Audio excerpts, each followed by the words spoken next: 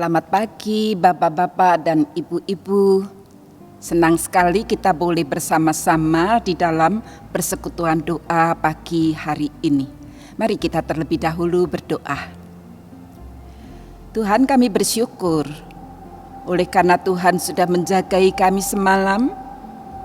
Tuhan membangunkan kami pada pagi hari ini dengan tubuh yang segar, diberi kekuatan yang baru untuk kami melaksanakan tugas dan tanggung jawab kami. Terima kasih ya Tuhan, kalau kami boleh mengawali hari kehidupan kami dengan terlebih dahulu menerima akan sabda Tuhan yang pasti akan menuntun kehidupan kami, apa yang harus kami lakukan dalam sepanjang hari ini. Bersabdalah ya Tuhan, kami siap untuk mendengarkannya. Di dalam nama Tuhan kami Yesus Kristus kami berdoa. Amin. Bapak, Ibu, dan saudara yang dikasihi oleh Tuhan, hari ini kita akan berbicara tentang memberi. Di dalam kehidupan kita bersama, pasti ada aktivitas to take and to give. Nah, menerima dan memberi, mana yang lebih sering Anda lakukan?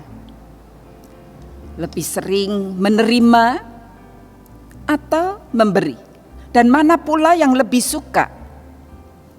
Anda lebih suka untuk menerima banyak hal, lebih bergembira karena menerima dan menerima terus, atau lebih suka memberi? Adakah sukacita ketika kita memberi sesuatu kepada orang lain?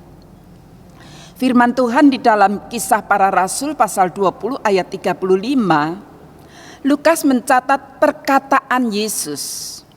Yesus berkata, lebih berharga memberi daripada menerima. Jadi rupanya Yesus itu lebih menghargai orang yang suka memberi. Kemauan kita untuk memberi kepada orang lain itu ternyata sangat dihargai oleh Tuhan.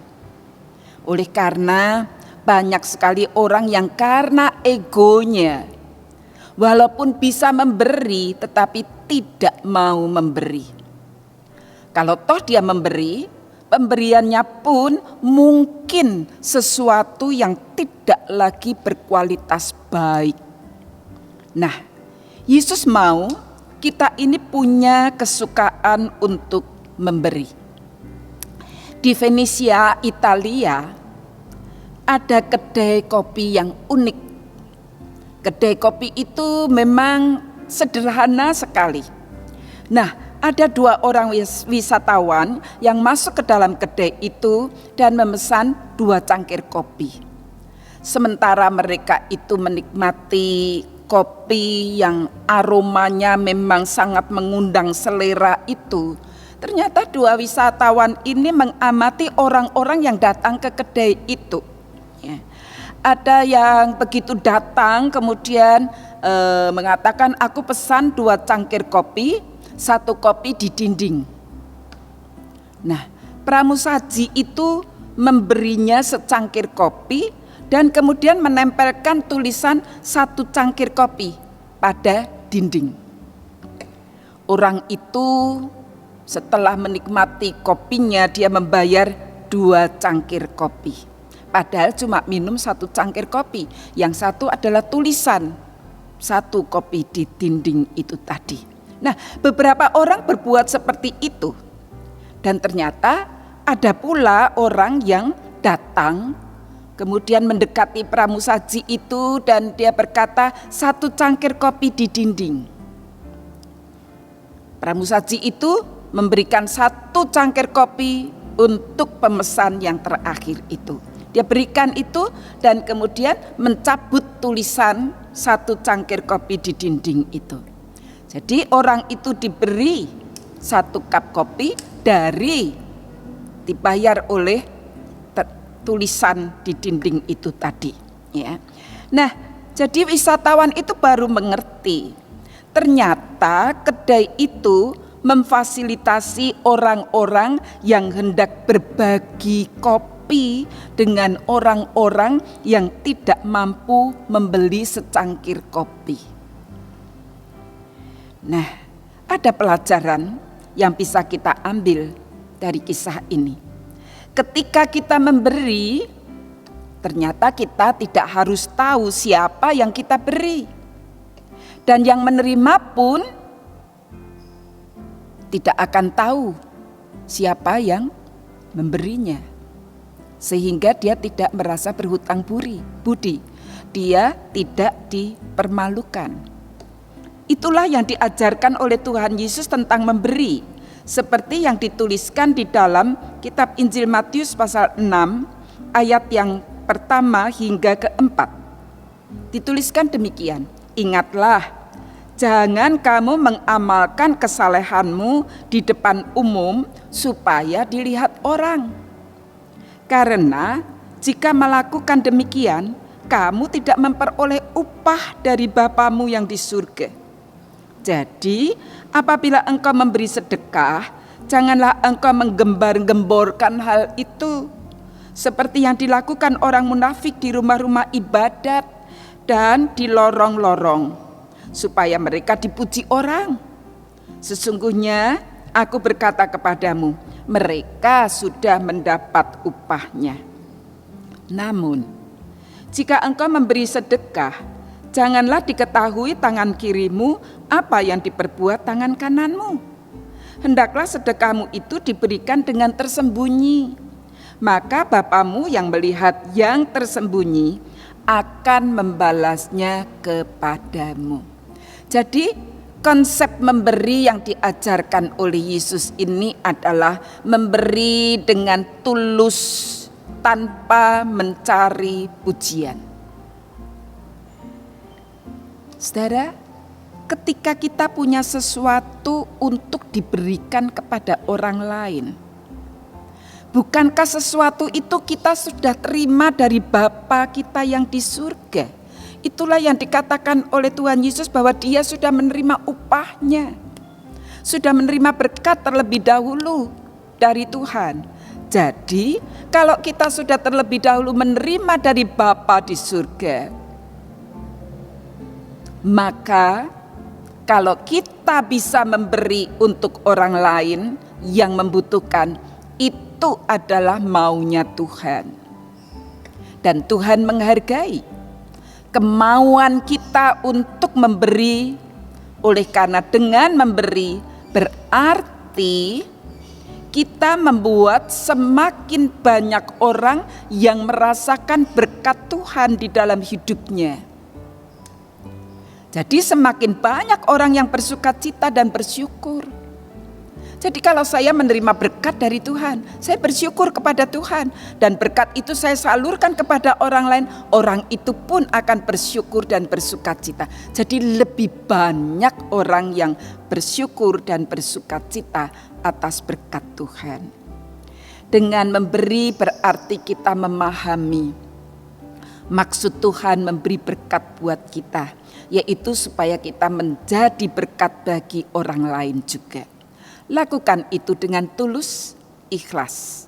Karena Bapa di surga akan membalasnya.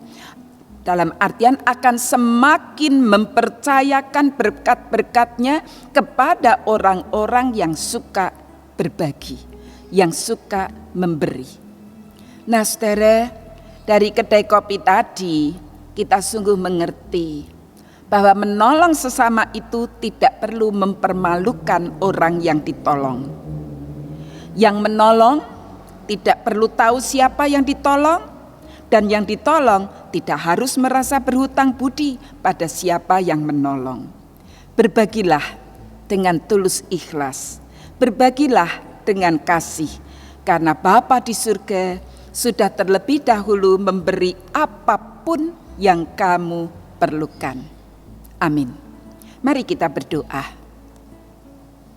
Tuhan, kami sangat bersyukur dan bersukacita ketika kami beroleh berkat dari Tuhan. Tolong kami Tuhan, agar kami juga punya kesukaan untuk memberi kepada orang lain dengan sukacita. Untuk itu, biarlah kami peduli terhadap mereka yang kekurangan. Biarlah kami peduli juga terhadap mereka yang lemah fisik, mungkin karena sudah lanjut usia ataupun karena sakit berkepanjangan. Biarlah kami peduli dengan mereka. Kami bisa berbagi berkat, bukan hanya berbentuk materi, tetapi kami bisa membagi penghiburan, membagi kekuatan, keteguhan iman, supaya mereka yang lemah fisiknya tetapi kuat imannya. Kami juga mendoakan ya Tuhan, bagi para siswa dari keluarga-keluarga yang lemah ekonominya.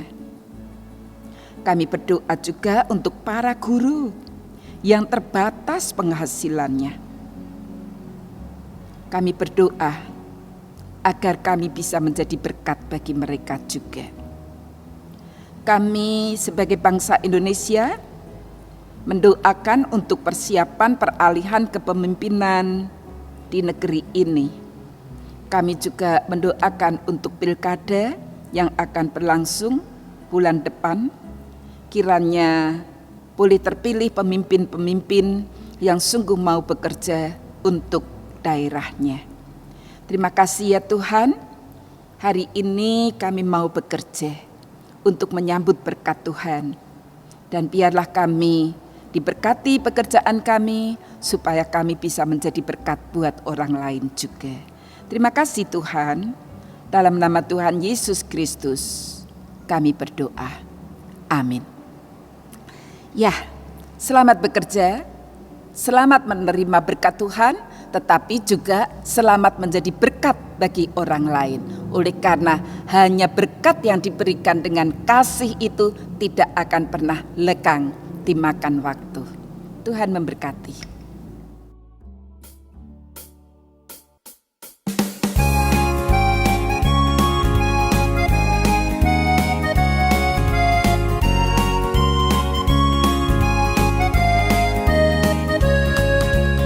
Pakailah berkat anugerah Tuhanmu, hidupmu singkat bagaikan kemar. Mana benda yang kekal di hidupmu, hanyalah kasih tak akan lekang. Tiada yang bakal di dalam dunia, segala yang indah pun akan lenyap. Namun kasih-Mu demi Tuhan Yesus sungguh bernilai dan tinggal tetap.